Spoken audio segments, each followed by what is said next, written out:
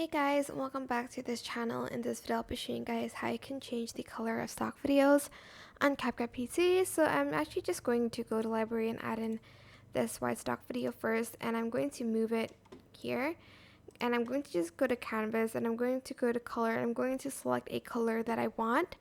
Select these three lines, export still frame, and just press export, and make sure you select import project so that it goes in your media file here. Just delete that.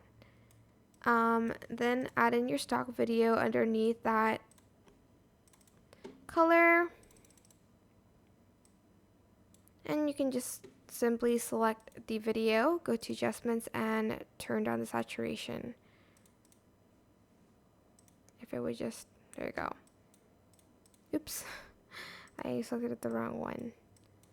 Then go back to video, blend mode, and then just select linear burn, or just select the whichever works the best for your video, like the screen one maybe, or this brighten one.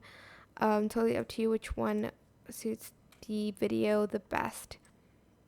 And that is basically it. I hope this tutorial was helpful for you guys. Don't forget to like, comment, share, and also subscribe to this channel if you haven't done that already.